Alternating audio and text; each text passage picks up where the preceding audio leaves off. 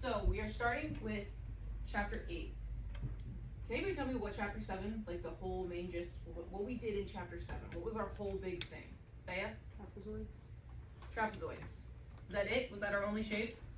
Like Or like interior and exterior angles. interior, exterior angles? Yeah.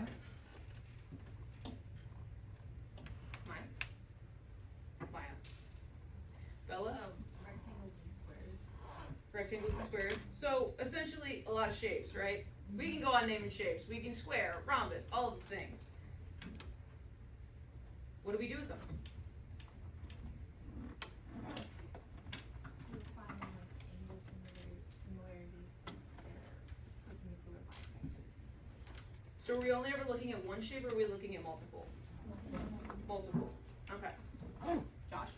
We were also proving that the shapes are actually the shapes by finding whether or not like the sides are parallel, congruent, and if the angles were congruent. Yep, so proving shapes. So we all remember chapter 7, right?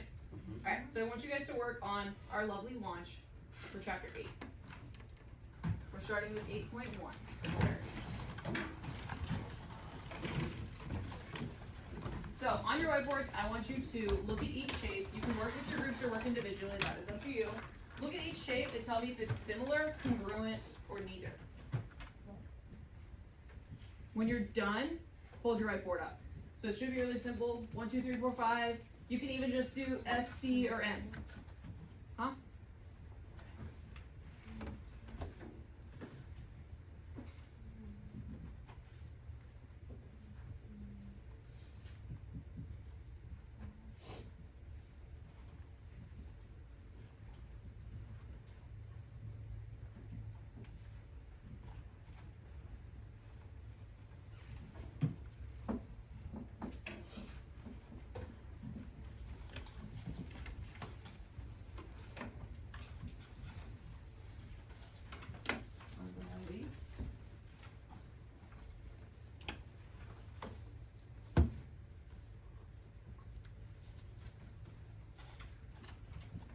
Okay, what do you guys notice about the shapes you thought were similar?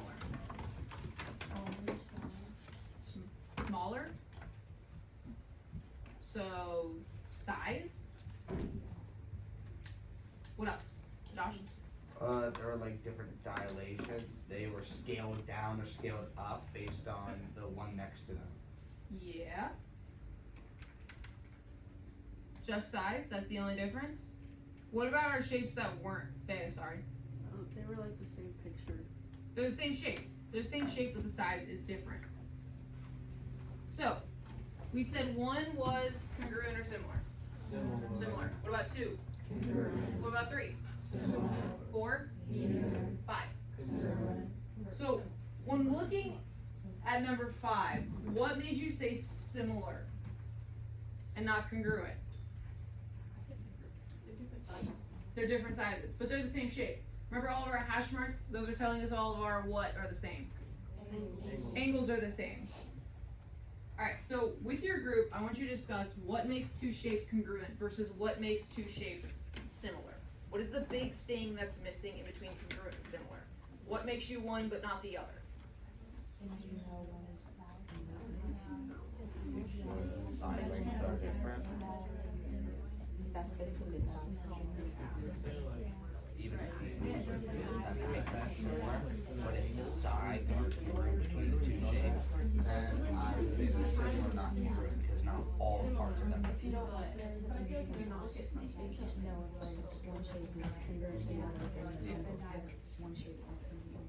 Okay, what was your big thing? I heard some good conversation up here. Caleb, what'd your table say? They said that it was that it's all this not all the same. It all looks the same, but it's something different. So it looks the same, but there's one thing that's different. Yeah. What's the one thing that's different? The side length. Side lengths or the total size? Yeah.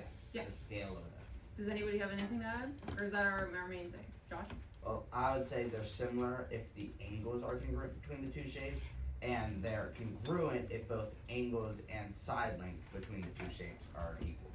So side lengths equal or side lengths similar? Because if we go back and we look at our butterfly. We said they were similar, right? But would you say the size of this wing is the same as the size of this wing? No.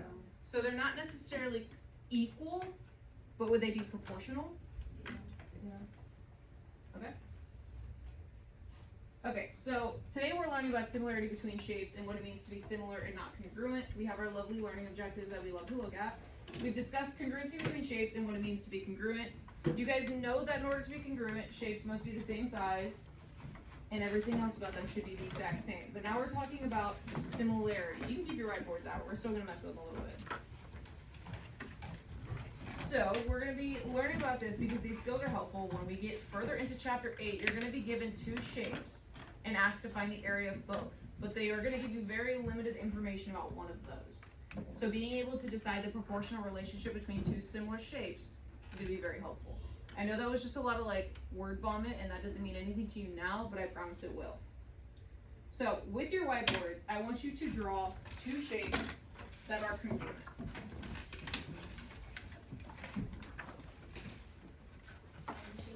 Any shape. Smiley face, star, heart. You give me a word.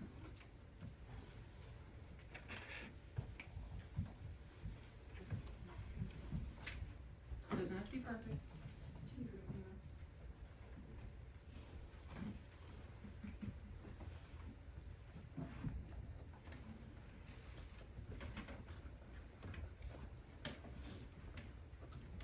Alright, hold up your boards.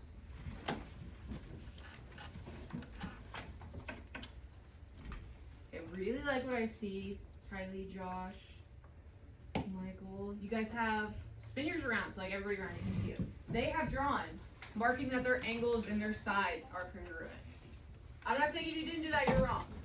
Like Julian has 2 perfectly same size circles that are also congruent. You can't really mark congruency with the circle, but they do look the same. So what makes the shapes you drew similar, or what makes the shape you drew congruent, not similar? What makes them the same, what makes them different? Jackson? The marked angles inside. So it's saying that all of what is congruent? The angles and sides. So if I were to make you draw 2 similar shapes, what would you not do?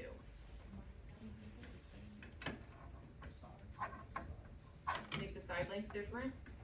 I would make the shapes look, but you don't know that the sides are congruent to each other and the angles are congruent to each other. They just look approximately congruent to each other. Okay.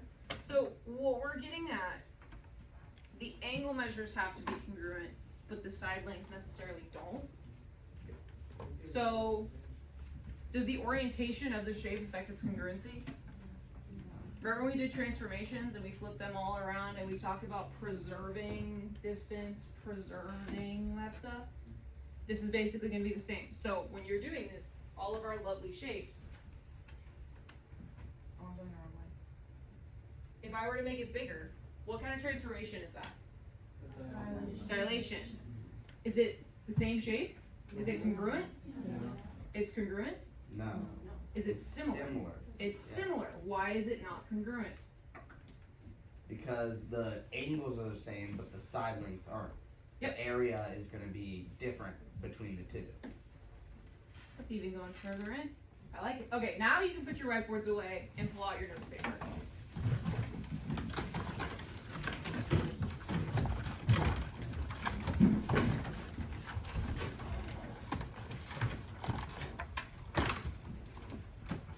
Alright, so in order to understand similarity, we need to understand corresponding parts of similar polygons first. Corresponding. Shake your heads. We know what it means?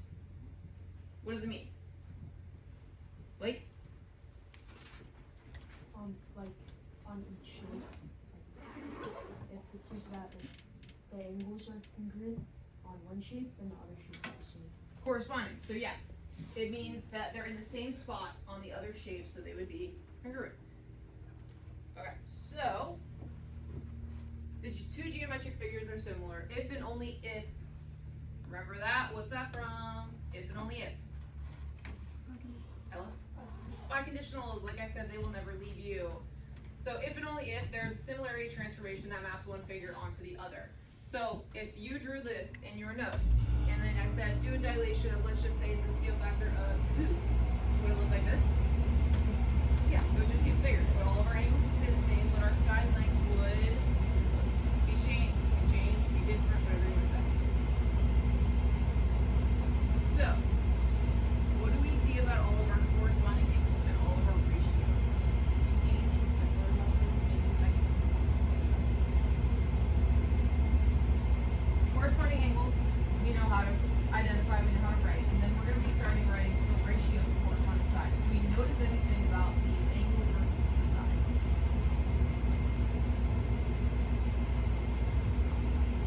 Josh? When you scale it up, the angle stays the same, but the sides change. Yeah.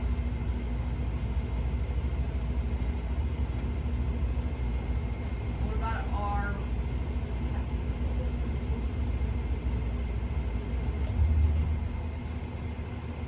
lettering changes? Yes. I'm talking, if you look at our corresponding angles, A and D, B and E, C and F, right? So we're talking about A and D. So they're saying those two are corresponding, right? They're in the same spot. Alright, and then we have DE over AB. So we have AB, DE. Which one of these shapes did they put first or on top? This one. So if we're looking at, does anybody remember how to write the 3-letter similarity statement? It's been a minute since we've done that. So we have triangle, we're gonna call this one ABC, is congruent to, what would this other one be? DEF. So now they tell us AD are congruent. So if I put a little mark under A, a little mark under D, are they in the same spot? Yeah. So they're also in corresponding parts in their names. So what about these? We have DE and AB. Are they also in corresponding parts? Yeah. Yeah. So we have DE, we have AB. So if I asked you what's congruent to CA, what would you tell me? FD. FD. So a lot of these you can figure out without even looking at the shapes themselves, as long as they tell you there's some sort of congruency. Also, are they even congruent? No, they're similar. So similar is similar to congruent, ironically. Instead of the 2 lines, it's just a wiggle. Remember when were younger and you would do approximately, Yes. and then we have congruent, and now we have similar? A lot to keep track of, but I promise it'll become second nature. Okay, so I keep going backwards. Using these 2 triangles, I want you guys to work with your groups and write down all of the corresponding congruent sides and angles. So just like you did, or just like they did previously, make sure you write like angle, label your sides. So you should have 3 sets for each triangles.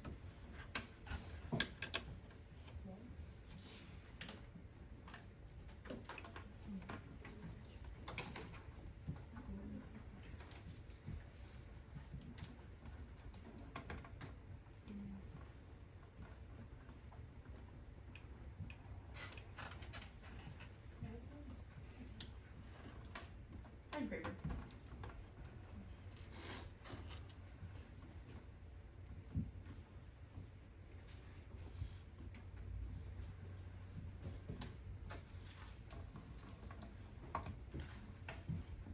Is the glare getting it?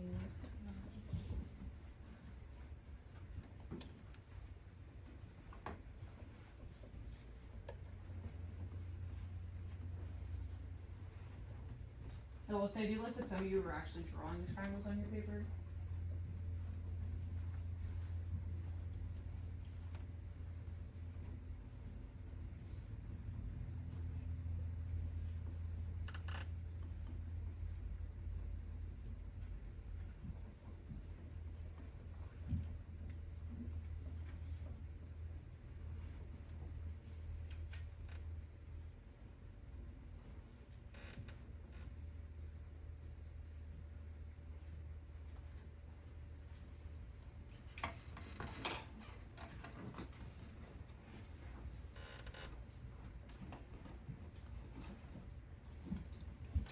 Alright, Vinny, can you give me one or all of the congruent angles?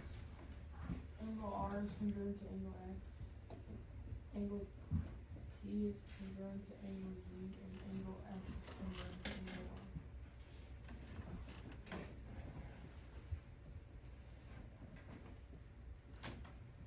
Do we agree with Vinny? Yes. Good job, Vinny, you're correct, thank you.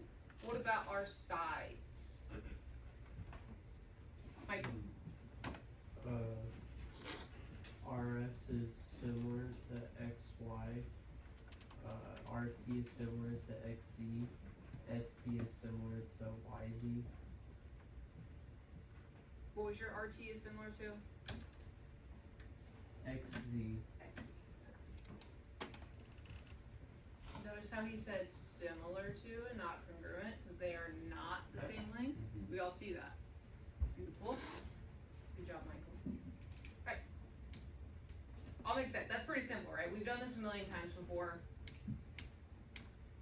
Now, scale factor. Does that ring a bell for anybody?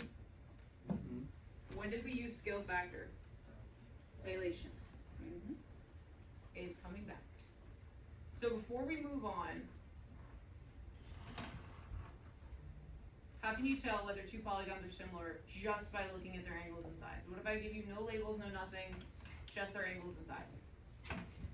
I will be marking congruencies in this. What is your checklist you need to check off to say that they are similar and not congruent? Oh. Same shape, that's a good start. Caleb? Some angles? Vinny? Side length, Side lengths, what about them? if they're equal, are congruent. In two similar shapes? Oh, they're different. They're different, yeah. But you want them to be proportional. Alright, so now we know similarity, we need to work on scale factor. So scale factor, we did dilations, right? So we did, does anybody remember what they're called when they get bigger? Starts with an E. Enlarge. Alright. We don't need to know this as much, I was just kinda curious if you guys remembered.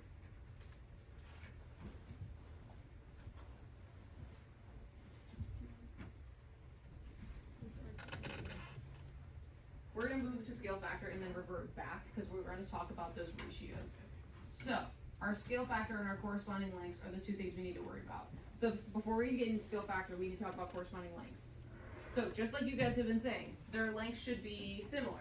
So, if we're looking here, we have RQ is 3, UT is 30. So, are they the same? No. Are they similar? Yes.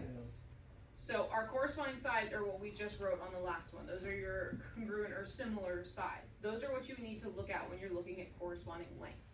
So if two polygons are similar, then the ratio of any two corresponding lengths in the polygons are equal to the scale factor of similar polygons. See, we keep talking about scale factor? Okay, we're gonna go there and then revert back a little bit. So corresponding lengths in a similar triangles include side lengths, altitudes, medians, and mid-segments. We've heard all of those words so far except for altitude. We'll get more into altitude when we get into area and perimeter.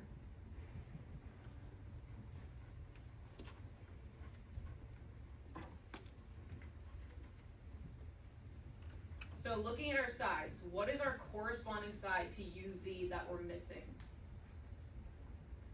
Vinny? RS, RS. How did you know? it's the same on the other shape. Well, if we're talking about triangles, this is a right, well, we're assuming it's a right triangle. What is this side called? Hypotenuse. Hypotenuse, and this is also the hypotenuse. So we have RS and we have UV. You could also write a congruency statement. So we have RSQ, so triangle RSQ, or a similarity statement is similar to UVT. So then if we're looking at UV, we're looking at RS. Do we have any guesses on how we might figure out what X is? Josh? We should find the scale factor. Scale factor. Yep. So scale factor is gonna be one of those things that as soon as we start doing it a couple times, it's gonna immediately stick. I want you guys to say back to me, before we even look at the slide, after, over, before. Over before. Drill that into your heads. Remember top plus bottom over 2 equals middle? This is where we're gonna get our new weird one. So we have after, over, before.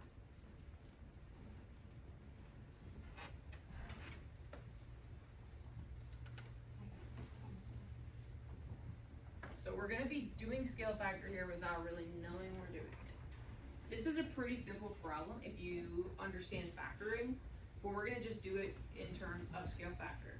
So after over before, what do you think that means? The the result that happened after the prime result or whatever, would go over the result that happened originally when divided. Yes. Beautiful. So, usually it's gonna tell you which shape starts, which shape ends, but this one's pretty easy. We're gonna start after, over, before. So what side length do we need to figure out on our, I just realized I did that backwards. Before, after, here we go. Usually those are the other way around. What side are we missing on our before? The hypotenuse, or what's the side called? So we need to find EF. EF is the side that we're looking for. What is its similar side? NP.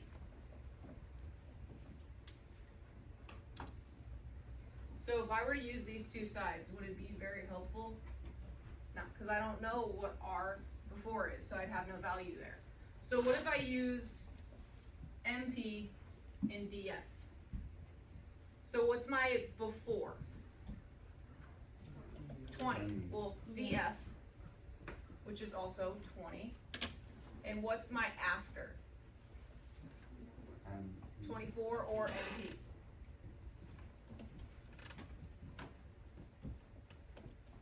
Do we all remember how to simplify fractions? Oh, I know, my head's so sad. We have to simplify. So if I simplify this down, it's going to be an improper fraction, but that's okay. What number is my biggest factor that I can simplify by? Josh? Can I give you what I would simplify it to? What would you Or- simplify it by? You can divide the whole thing by 5. You divided, Is 24 divisible by 5? no. So 5 is off the list. Jackson? 4. So if I divide by 4 over 4, what would my end fraction be? 6 over 5. 6 over 5? Is that fully simplified? Yeah. So this would be our scale factor. So now how would I use my scale factor to figure out what my missing length is? Any guesses? I will say right here we just created a proportion.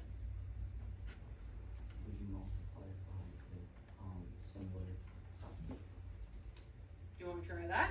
Sounds like a solid plan. So what's our proportion right here? What's our after, what's our before? You have before and then. So we have NP over EF. Right?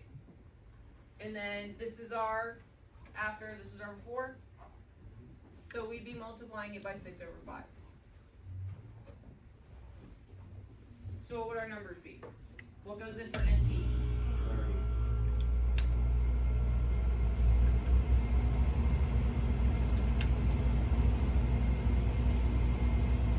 Text. That's gonna give us pretty big numbers, and then we're gonna have to simplify down, right? So instead of using scale factor here, what if we just look?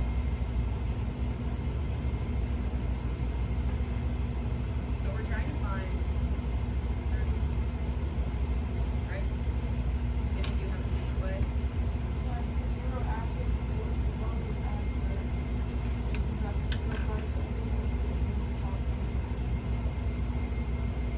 that's a good way to think about it. So he's associating our after over before with our actual thing.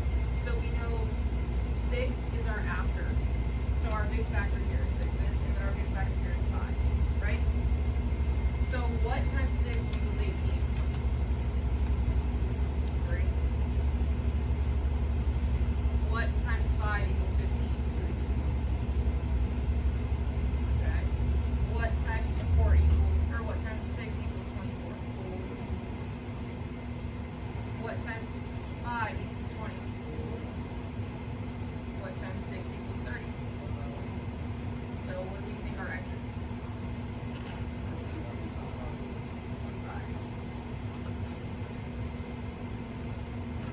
So, we still used our scale factor, but we didn't have to do all of our simplifying. What would we get if we did this? What is 6 times 30? Over. What's 180 divided by 5? 30.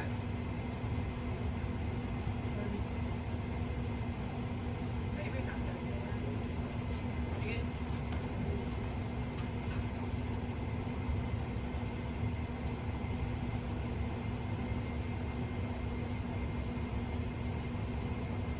Does that make sense? So if your corresponding lengths and your scale factor are loosely related, the way that you talk about it is perfect. So you want to figure out your biggest factor in between the two.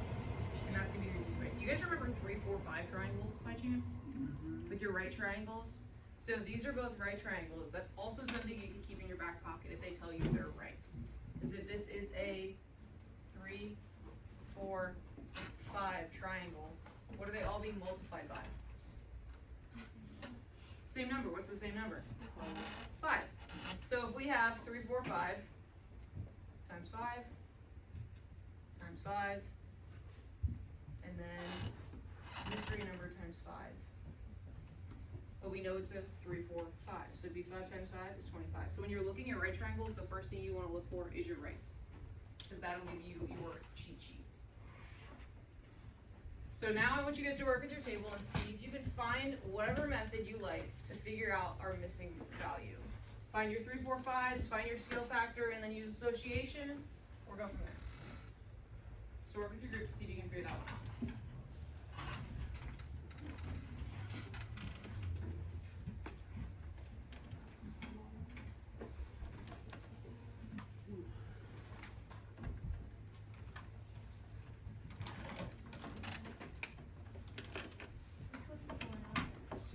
Which one do you think? Is, you know, 150 over 10. Doesn't matter size.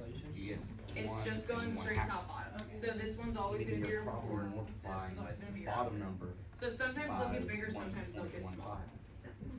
And we can do the same thing for Like MKL. 27 divided by 18, and it also gives you 1 and 1/2. Or simplify to 3 over 2, which is our Your ratio. similarity statement tells you what's after Then, and before. when you Yes. do 12 and x, you Can we times. pause? Michael had a great question.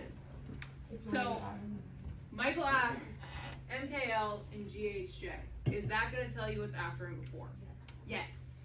So it's always going to be before, after. Because they're telling you, this is where we started, this is where we ended in our similarities. So if you ever are confused about which one to start with, look for your similarity statement. You may continue. So it's getting smaller. Yeah, so it's getting smaller. You don't know how you got it, but you got it. So That's if pretty smart. x, or if we have 12, we can do 12 divided by 2. What? If you do 12 divided by 2, if you know the ratio, 3 over 2. So if we do 12 divided by 2 to get what the original number was, like the before number that they put in the middle, we get 6.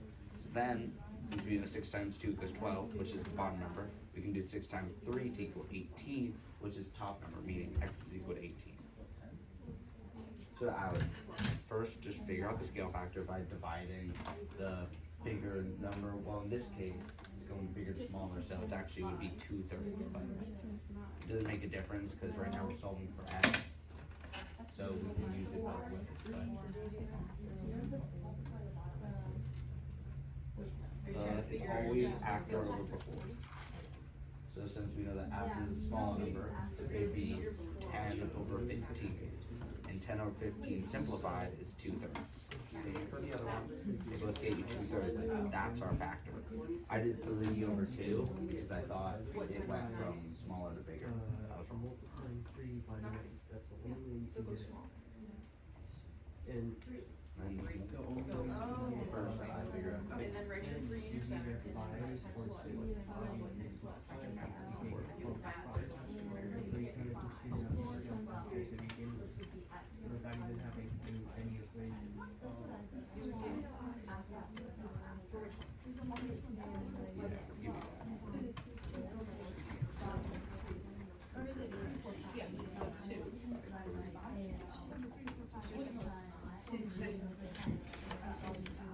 So it would be 2 times 2 times 6 is 12, so we should do 3 times 6. We already know. Yeah. Times Two.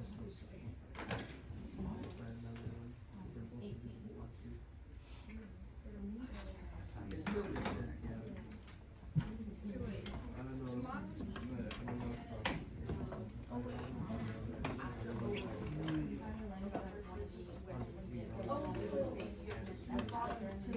get X, you first just do the after over before. And that'll give you a scale factor, 2/3. Then to find X, the first one, we know the number, is 12, right? So since that's the before, or you divide I like by the multiple 2, which proportions. equals 6. The That's deep what breath we was that like started a with, 6 word that times I 2 would equals 12. So we just do 6 times 3 to get what X is. Use X is the slightly bigger one, the 1 1/2. Multiplied by Its 12. scale factor 1 is 1/2 varies, multiplied so by it's 12, finding the or just 6 corresponding multiplied by 3 equals But 18. I keep saying That's skill how you factor get over to equal associate in your heads. We haven't even really touched on skill factor. But you guys already know how to do it. So when we get to area and perimeter, Do you understand this? finding corresponding length. All Alright, what do we get? 18. 18. Who's brave enough? You gonna give it a shot? Oh, go up there? Or No, just explain. Oh, I won't make you do that. you get, 10 over 15, like the after over before, and then you get 2 over 3. So in your top triangle, you're gonna write 3, because it's after over before. And then the bottom one, you're gonna write 2. And then when you multiply 2 times 12, you get 6, so then you can do 6 times 3, you get 18. Did anybody do it a different way they want to share? Or are we all kind of like, cool? So I kind of just looked at the numbers they gave me, and then I figured out that there's only 1 or 2 numbers that could be divisible by some of them. Like for the bottom triangle, I figured out it could have been, like I looked at 10, and it could have been either 2 or 5, but then I looked at 12, and I figured out, oh, it can't be 5, so it has to be 2. And then I looked at 15 and 27, and I'm like, there's only 1 number that can get to 27 out, and that was 3 and 9, but the 15 can't get to 9. So it just kind of saves the whole simplifying and doing all that. So you skipped the after over before and just Yeah. went straight to identifying factors. Yeah. That works. That's the same thing I recommend with the 3, 4, 5s. That's basically what you're doing. Is this a right triangle? Can I do 3, 4, 5s? Nope. Alright. So do we have a pretty decent understanding of that? So what if we were to try to do our proportions again? So we're missing KL, so is that our after or before? So KL, what's its corresponding side? HJ. And then, what are our numbers corresponding with it? 12. What are 2 other proportionate sides in the after over before method? What are their names? HG and KM. So what are their numbers? 10 over 15. So what if we did this equals 10 over 15? They're not necessarily equal, but we can use them. Do we remember cross multiplying? Oh. So we get 10x equals, what's 12 times 15? 180. 180. What do we do next? Divide by half.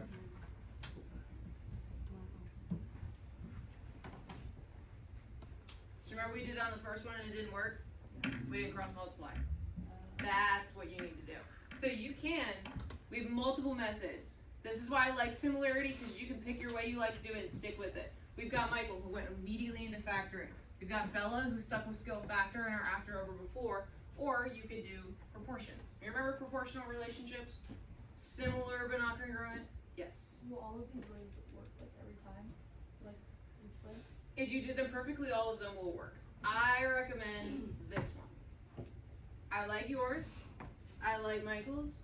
this is just the traditional way to do it, plus when your numbers get a little more complex and it's harder to find factors, or it's harder to just simplify right out of your head, that's just basic algebra. The problem does itself. Put my thing down over there.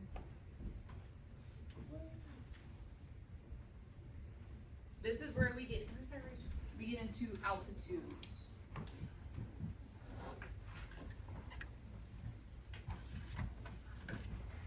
So altitudes of a line segment or a vertex. Do you remember median, mid-segment, all those things? This is just another one. They're very similar.